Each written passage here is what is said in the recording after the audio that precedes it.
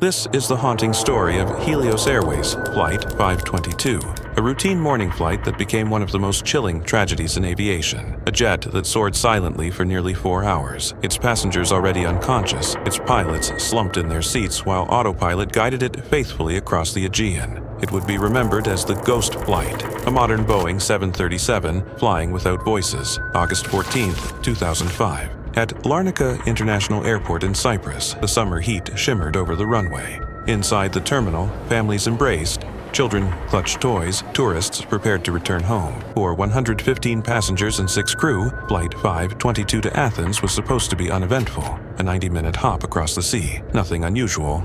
The plane waiting on the tarmac was a Boeing 737-300, dependable and familiar. In the cockpit sat Captain Hans-Jürgen Merten, an experienced German pilot, and First Officer Pampos Charalambos, his Cypriot co-pilot. Flight attendants moved briskly through the cabin, securing luggage and guiding passengers. At 9:07 a.m., the engines roared, the doors sealed, and the jet lifted into the bright Mediterranean sky. But hidden inside its systems was a mistake. Days earlier, after routine maintenance, the pressurization control had been left in manual instead of auto. It was a tiny oversight, almost invisible, yet from the moment the plane climbed, it was already a ticking clock.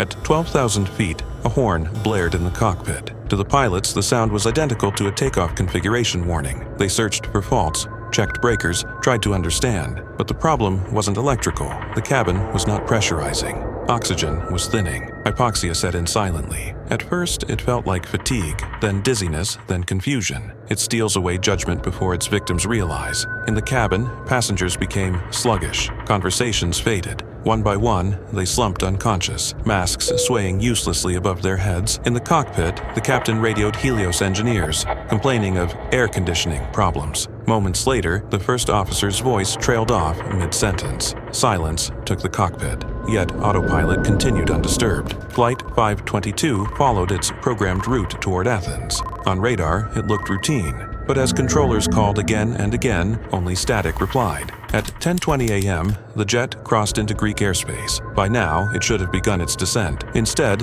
it held course, steady and unresponsive. Alarm spread. The Greek Air Force scrambled 2 F-16s. At 11:20 a.m., the fighters intercepted the silent 737 high above Athens. What the pilots saw was chilling. Through the cockpit windows, the captain and co-pilot were slumped, motionless, oxygen masks dangling. In the cabin behind them, passengers sat frozen, unconscious, the cabin eerily still. A plane full of people, yet no one awake. And then, movement. At 11:49 a.m., nearly 3 hours into the flight, a figure appeared in the cockpit.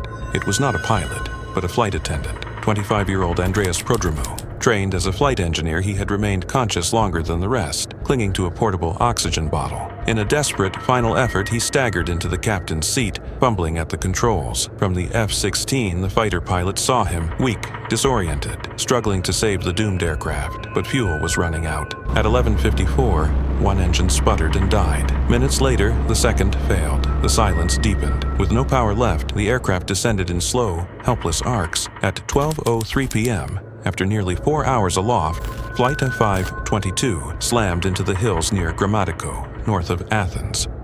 The explosion lit the clear summer sky. There were no survivors. In the aftermath, investigators pieced together the tragedy. A pressurization switch left in the wrong mode. An alarm mistaken for another. Miscommunication with engineers on the ground. Hypoxia stealing judgment before anyone could react. A chain of small errors, each survivable alone, together unstoppable. For families waiting in Athens, the grief was unbearable. They had stood by arrival boards, expecting loved ones to appear, unaware that for hours, the plane above them had already been silent. For the fighter pilots who escorted it, the image would never fade. An airliner adrift, its passengers unconscious, its fate sealed. The disaster shook Cyprus and Greece. Helios Airways collapsed under the weight of lawsuits and outrage. Aviation regulators worldwide reviewed safety protocols. Pilots were retrained to recognize the subtle, deadly onset of hypoxia. New emphasis was placed on the pressurization system, an obscure detail elevated forever into importance.